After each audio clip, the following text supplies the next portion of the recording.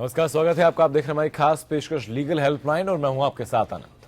इस देश का लोकतंत्र इस देश की खूबसूरती का एक अभिन्न अंग है, जहां जनता के लिए जनता द्वारा शासन के एक सूत्र पर चलते हुए हर एक नागरिक को समानता के साथ स्वेच्छा से जीने का अधिकार दिया जाता है। लोकतंत्र की आत्मा संविधान को कहा जाना गलत नहीं होगा और इसी संविधान का प्रियम्बल यानी संविधान की प्रस्तावना भी समाज के हर व्यक्ति के लिए समता और न्याय की बात करता है। कानून हर समस्या के सही प्रारूप में समाधान के लिए मौजूद है, लेकिन सही जानकारी न होने या कानूनी पेचीदगियों के चलते समाज का एक बड़ा हिस्सा सही समय पर न्याय हासिल करने में असमर्थ महसूस करता है। और इसी अंतर को खत्म करने के लिए इंडिया लीगल रिसर्च फाउंडेशन की इनिशिएटिव लीगल हेल्पलाइन में हम यहाँ मौजूद हैं, आपकी हर कानूनी समस्या में आपकी सहायता के लिए। आमतौर पर हम लोग महिलाओं के अधिकारों की बात करते हैं, सामाजिक तौर पर महिलाओं के क्या क्या अधिकार होने चाहिए इनकी बात होती है, लेकिन कार्य क्षेत्र में महिलाओं के क्या अधिकार होने चाहिए और महिला के क्या क्या अधिकार होते हैं ये पहलू कहीं ना कहीं एक अनछुआ पहलू रह जाता है। तो इसी पहलू को आज आपके सामने हम रखेंगे कि कार्य क्षेत्र में भी महिलाओं के क्या क्या अधिकार हैं, किस तरीके से महिलाओं को कानून के सहारे संविधान के सहारे सशक्त किया गया है और अपने हक के लिए महिलाएं कार्य क्षेत्र में भी आवाज कैसे और कहां पर उठा सकती हैं। स्क्रीन पर नंबर आपके लगातार फ्लैश हो रहे हैं, नंबर पर आप फोन करके सीधे हम तक जुड़ सकते हैं और अपने जो भी सवाल हैं इस बारे में आप हमसे जान सकते हैं। इसके अलावा अगर कोई और सवाल आपके मन में है, कोई और कानूनी दुविधा आपके मन में है, कोई और कानूनी सलाह आप चाहते हैं, तो उसके लिए भी आप हमें फोन कर सकते हैं और निःशुल्क और बेहतर कानूनी सहायता आप हमसे प्राप्त कर सकते हैं।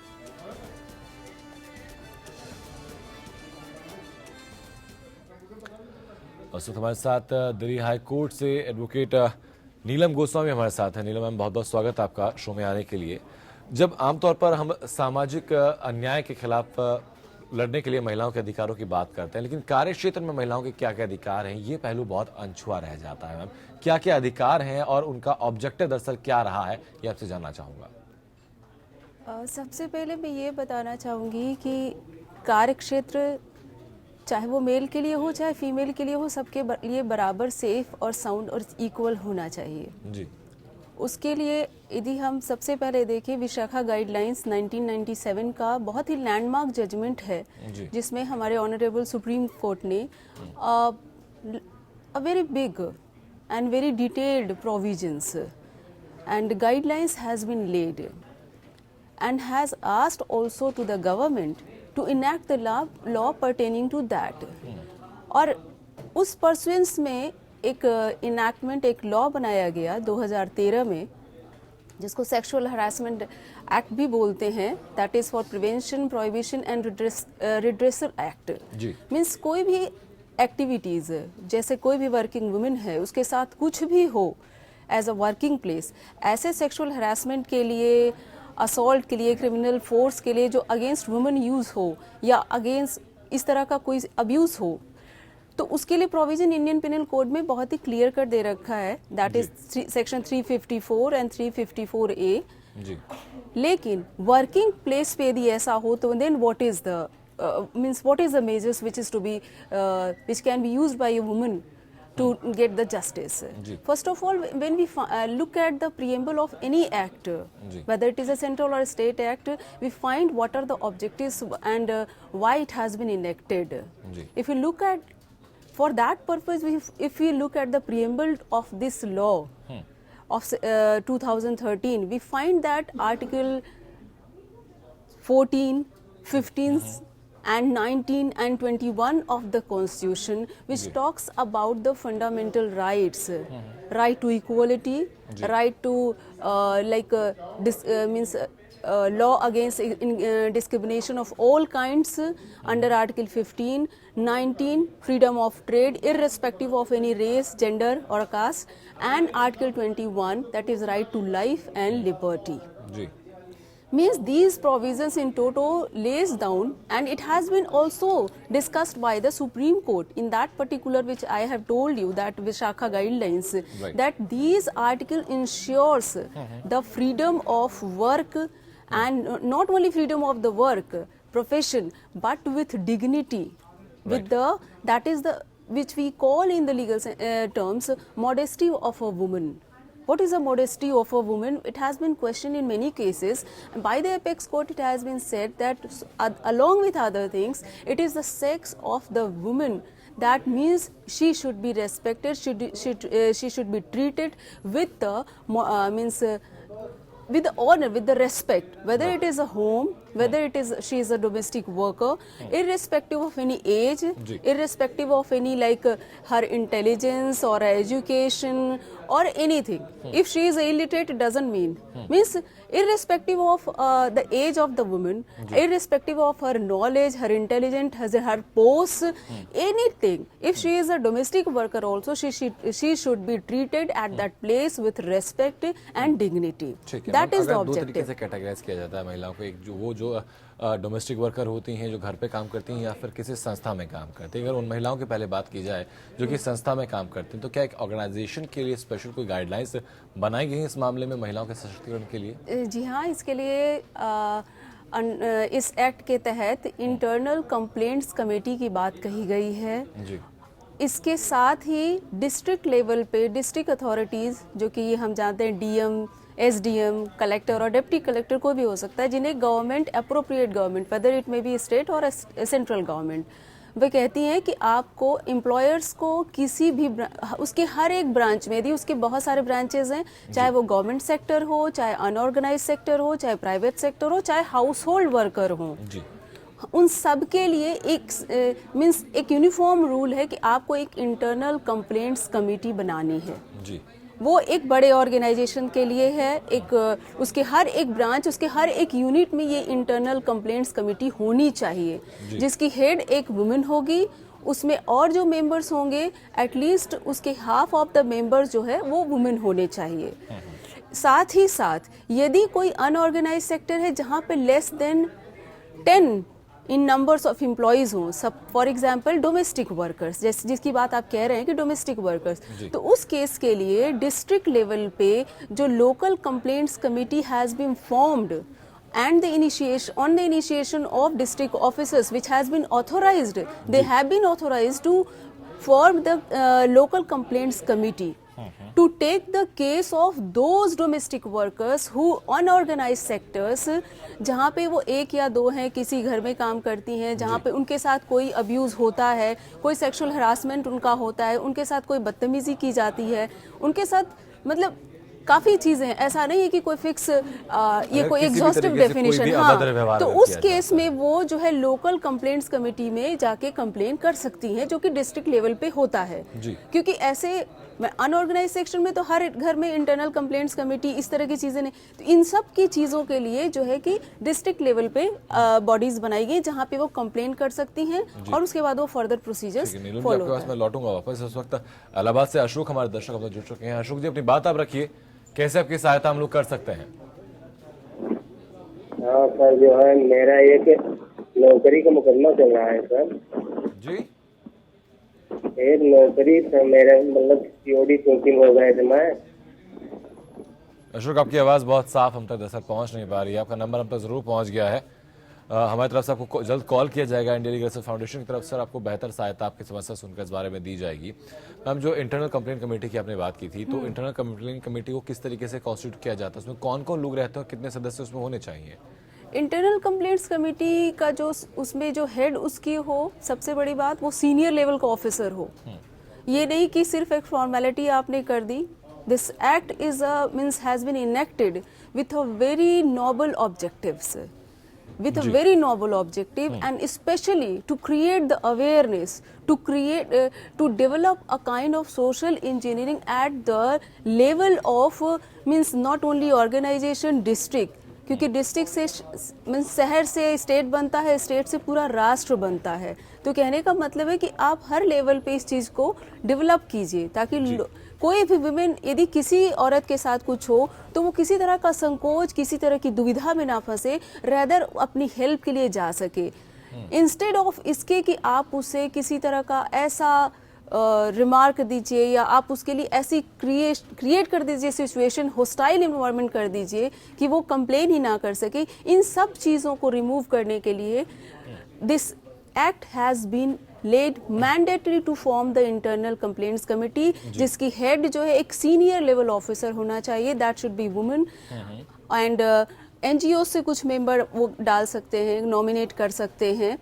इस तरह से करके 2-4 मीन्स ये एज पर उनके रूल्स ऑफ द ऑर्गेनाइजेशन होता है, जिससे लेकिन एक ये है कि half of the members of the body should be women, so that a women while going while complaining, because किसी भी फीमेल के लिए अपने बारे में इस तरह से बात करना या अपनी हम रोजमर्रा के जीवन में देखते हैं कि यदि किसी और के साथ कहीं भी अब्यूज होता है, she feels an number of times before complaining, before telling to some other person कि might be she feels stigmatised कि हमारे साथ लोगों का बिहेवियर मेरी तरफ चेंज हो जाएगा।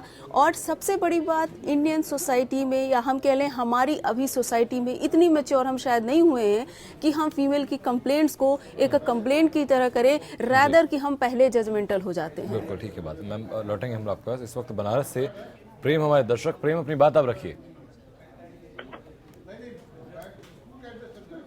प्रेम आप तक आवाज पहुंच रही है हमारी? जी प्रेम अपनी बात आप रखिए, कैसे आपकी सहायता हम लोग कर सकते हैं? हाँ देखिए, हमारी एक विधवा बहू है 4 साल के बच्चे को लेके चली गई है जी, और बच्चा देना नहीं चाहती है। हाँ तो हम बच्चा हमको मिलेगा कि नहीं मिलेगा? ठीक है। नीरव जी, इस बारे में कानून क्या कहता है, किसका अधिकार उस पर क्या है? देखिए, पहले बच्चा बहुत छोटा है, 4 साल का है, तो कोर्ट इन मेनी केसेस ऐसा कहा था कि 5 साल तक बच्चे की परवरिश या नर्चर जो है वो मदर के हाथों ज़्यादा अच्छे से हो जाती है, या माँ की उसको ज़रूरत हम कहते हैं ज़्यादा पड़ती है 5 साल तक। और ये उन्होंने ये नहीं बताया कि मेल चाइल्ड है कि फीमेल चाइल्ड है। फीमेल चाइल्ड है तो उसमें माँ की ज़रूरत ज़्यादा पड़ती है, और वहाँ पर कोर्ट जो है उस फैक्टर को कंसीडर करता है। लेकिन paramount consideration for giving the custody of the child is the welfare of the child, where she or he will be brought up in better manner, whether it is with dadaji or a mummy or anybody else. ठीक बात है, लेकिन अगर इनको अगर अधिकार चाहिए बच्चे के ऊपर तो ये कोर्ट में जाएंगे, ये अपनी एक सूट फाइल करेंगे, एक लीगल हेल्प लें, सूट फाइल करें, और शुरू में हो सकता है कि कॉन्सिलिएशन के थ्रू ये बातें सुलझा दी जाएं। लेकिन यदि फिर भी नहीं होता है तो ये जो है कि हिंदू जो है अडॉप्शन एंड गार्जियनशिप एक्ट है उसके तहत जाके वो एक केस फाइल करके और कोर्ट से इस के थ्रू ही जो भी कुछ होगा ये कोर्ट के थ्रू होगा, क्योंकि now the child is in the custody of mother and up to 5 years in so many decisions it is to be considered that if she is a female child or a male child, that will he needs more or she needs more mother. So it is only through the court will decide where the paramount interest of the child will be served. ठीक है। इस वक्त लखनऊ से अरुण दत्ता हमारे दर्शक। अरुण अपनी बात आप रखिए, कैसे आपकी सहायता हम लोग कर सकते हैं? हाँ जी sir, ma'am good evening. Good evening. Ma'am actually I am working in a private limited company, और मुझे क्या हुआ, बेंगलोर में मेरा जो एचओ है बेंगलोर में है, और उन्होंने बिना किसी रीजन दिए बिना किसी रीजन दिए मुझे अनपेड बेंच में कर दिया, और मैं लखनऊ में पोस्टेड हूँ। तो क्या मैं कोई लीगल एक्शन ले सकता हूँ उनके अगेंस्ट? कोई ऐसा लॉ है जो मुझे मेरी हेल्प कर सके? आप एक बार फिर से अपनी बात कहिए कि क्या हो गया? मैं एक प्राइवेट लिमिटेड कंपनी में हूँ और लखनऊ में बेस्ड हूँ। तो मेरे जो लाइन मैनेजर हैं उन्होंने मतलब बिना किसी एक स्पेसिफिक रीजन के मुझे अनपेड बेंच में कर दिया, अनपेड बेंच में कर दिया है। तो क्या मैं उसके अगेंस्ट कोई लीगल ऐसा प्रोसेस है कि मैं कुछ एक्शन ले सकूं? पहले आप ऐसा कीजिए, आपके हमारे सर्विस रूल्स होंगे कंपनी के कुछ, उसके अंदर जो है पहले try to find out the measures and remedy, and if it is not, because right to hear means opportunity should be given to each and everyone to say their grievances. किसी को भी बिना सुने, बिना अधिकार दिए न्याय मीन्स हो ही नहीं सकता। इस कारण यदि वो उन्होंने आपको किसी पोस्ट से हटाया है बिना आपको ये अधिकार दिए कि आप अपनी बात रख सकें, तो आपके यहाँ सर्विस रूल जरूर कोई ना कोई होगा जिसके तहत आप ये रेमेडी आपको मिल सकती है। और यदि ऐसा नहीं है तो पहले आप अपनी कंपनी और अपनी सेक्टर के जो भी रूल्स एंड रेगुलेशंस हैं, टर्म्स एंड कंडीशंस हैं under which you have joined that particular sector, आप पहले उसको चेक कीजिए कि कहाँ आपको रेमेडी मिल सकता है, उसके तहत जाइए। वहाँ पर एक जरूर कोई ना कोई बॉडी होगी, नहीं तो आपने हायर अथॉरिटीज़ को कंप्लेन कीजिए।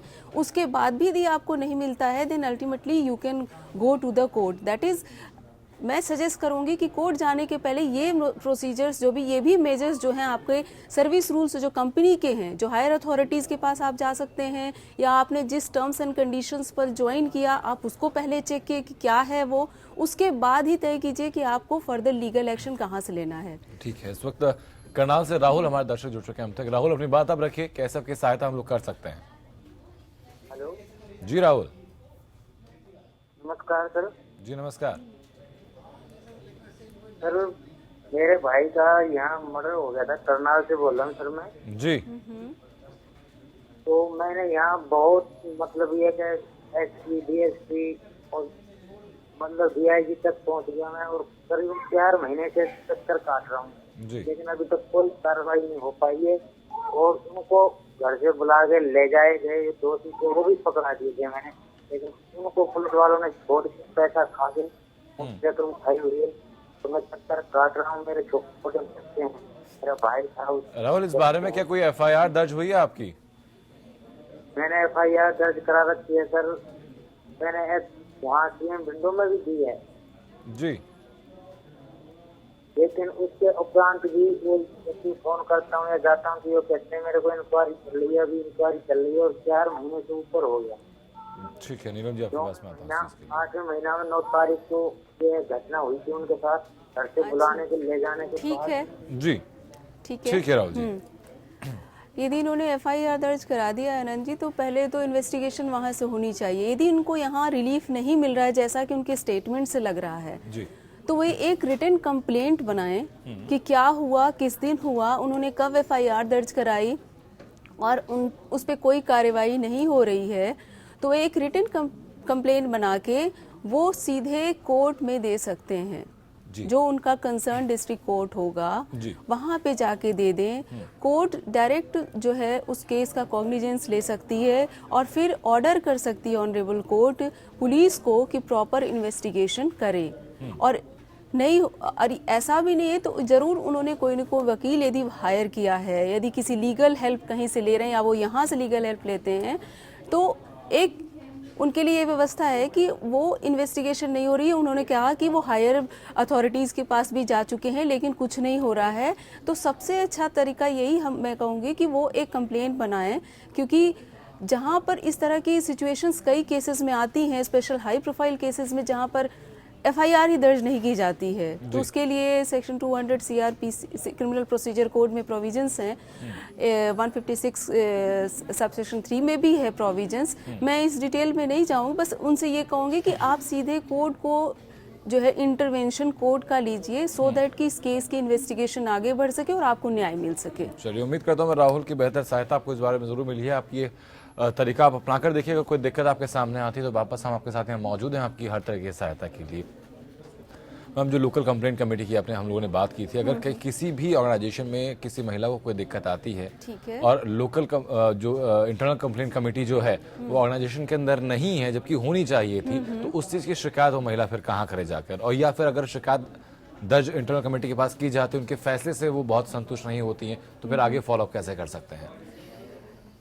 पहली बात, मैं आपके पहले सवाल का आंसर दूंगी कि इंटरनल कंप्लेंट्स कमेटी नहीं है, तो ऐसी स्थिति में आपकी डिस्ट्रिक्ट कंप्लेंट्स कमेटी होती है, जो कि डिस्ट्रिक्ट डीएम या एसडीएम या फिर कलेक्टर जो फॉर्म करता है, लोकल कंप्लेंट्स कमेटी जिसको बोलते हैं, जिसकी the same procedure is there also. Unorganise NGOs are indulged, वहाँ पे एक लीगल एक्सपर्ट भी होता है इस complaints committee, local complaints committee जिसको बोलते हैं, डिस्ट्रिक्ट लेवल पे वर्क करता है। under the chairmanship of a person who is a woman, and इसमें NGOs के मेंबर भी होते हैं और जो child and women welfare development programmes में काम करती हैं महिलाएं, उनको भी लिया जाता है। कंडीशन इतनी है कि half of the members must be women, that's it. And besides that, यदि कंप्लेंट्स कमेटी है और उससे उसको ग्रीवेंसेस हैं कि नहीं इन्होंने हमारी कंप्लेंट नहीं सुनी या उनको फील होता है उन महिला को कि नहीं मुझे न्याय यहाँ नहीं मिला, then she can go to the appeal जी। जैसा कि इस एक्ट में 2013 के एक्ट में भी है प्रोविजन अपील के लिए, जो कि ट्रिब्यूनल या फिर जो भी बॉडी बनाई गई हो उसमें आप जाके अपील कर सकते हैं। ठीक है, and appeal can be filed with in 90 days. ठीक है, इस वक्त तमिलनाडु से मीना देवी हमारे दर्शक जुड़ चुकी हैं। मीना जी, अपनी बात आप रखिए, कैसे आपकी सहायता हम लोग कर सकते हैं? मैं ये पूछना चाहती हूँ कि सर जैसे मेरे पिताजी का निजी संपत्ति है, ठीक है सर, उसमें मेरा दादाजी या किसी और का कोई वो नहीं है, मेरे पिताजी ने अपने दम पर उसको खड़ा किया है जो कुछ भी है जी। तो मेरा प्रश्न ये है सर कि वो मेरा बड़ा भाई जो है वो हम सबको है ना उसके मतलब हम 5 भाई बहन हैं जी। तो 5 भाई बहन में उसका कहना है कि हम सिर्फ 2 भाई लेंगे और तुम तीनों बहन को किसी को कोई हक नहीं इसमें मिलेगा, है ना। तो इस बात पर काफी ज्यादा विवाद भी होती है, और लेकिन मेरे पिताजी का इच्छा है कि मैं अपनी इच्छा से सभी को दूं, बेटा हो बेटी हो सब एक समान है, मैं बेटा को भी और बेटी को भी देना चाहता हूँ। तो पिताजी की आपकी इच्छा है, लेकिन आपके भाई नहीं मान रहे इस चीज के लिए? जी हाँ, मेरा भाई नहीं मान रहा, उसका कहना है कि बेटियों का कोई हक नहीं होता है। ठीक है मैम। हिंदू सक्सेशन एक्ट 1956 एक एक्ट है, बहुत अच्छा इनेक्टमेंट है, और दुख की बात यह है कि उसे इनेक्ट हुए काफ़ी लंबा समय बीत चुका है, जिसमें चाइल्ड हो चाहे फीमेल हो चाहे मेल हो, दोनों को इक्वल राइट जो है दिया गया है, इवन कि एंसेस्ट्रल प्रॉपर्टी में भी दिया गया है जी। ये 2005 में ही इस तरह का अमेंडमेंट कर दिया गया, जिससे कि लड़का लड़की समान अधिकार, बेटी हो या बेटा दोनों का समान अधिकार है पैतृक संपत्ति में। और यहाँ तो पिता की सेल्फ अक्वायर्ड प्रॉपर्टी है, तो इसमें पूरी तरह इनका अधिकार बनता है, सारी बहनों का, सभी भाई बहनों का अधिकार बराबर का बनेगा। ऐसा नहीं है कि वो लड़का है तो उसका अधिकार ज़्यादा होगा, बेटी है तो उसका अधिकार कम होगा, ऐसा कुछ भी नहीं है। एज पर दिस एक्ट आपको पूरा राइट है इक्वल डिस्ट्रीब्यूशन का, और इसके लिए आप कोर्ट में एक सिविल सूट फाइल कीजिए for the partition of your fathers property, by which the court will determine, and under the guidance of the court order your property, you will get your own share, and not only you, आपके दूसरी बहनें भी, उनको भी equal अधिकार मिलेगा। ठीक है, इस वक्त महाराष्ट्र से नेहा हमारे दर्शक जुड़ चुकी हैं। नेहा, अपनी बात आप रखिए, कैसे आपकी सहायता हम लोग कर सकते हैं? मैं अब रख सकती हूँ फोन? जी नेहा, अपनी बात रखिए आप। हेलो नेहा, आपकी आवाज हम तक पहुंच रही है, अपनी बात आप हमें बता सकती हैं।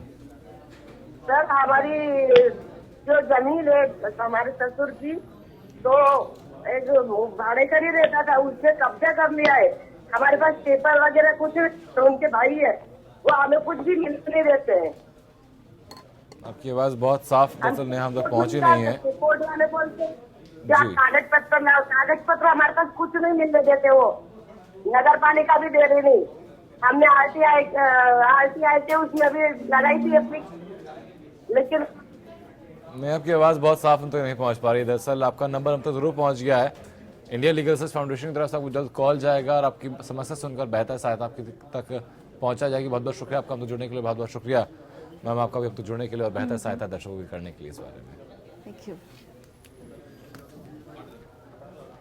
इंडिया लीगल सर्विस फाउंडेशन की इनिशिएटिव लीगल हेल्पलाइन का एकमात्र उद्देश्य है कि समाज के हर व्यक्ति के पास सही समय पर और सही तरीके से न्याय पहुंचना चाहिए, और उसमें कहीं दिक्कत आपके सामने आती है तो हम आपके साथ यहाँ मौजूद हैं आपकी हर तरह की कानूनी समस्या में आपकी बेहतर और निःशुल्क सहायता के लिए। नमस्कार।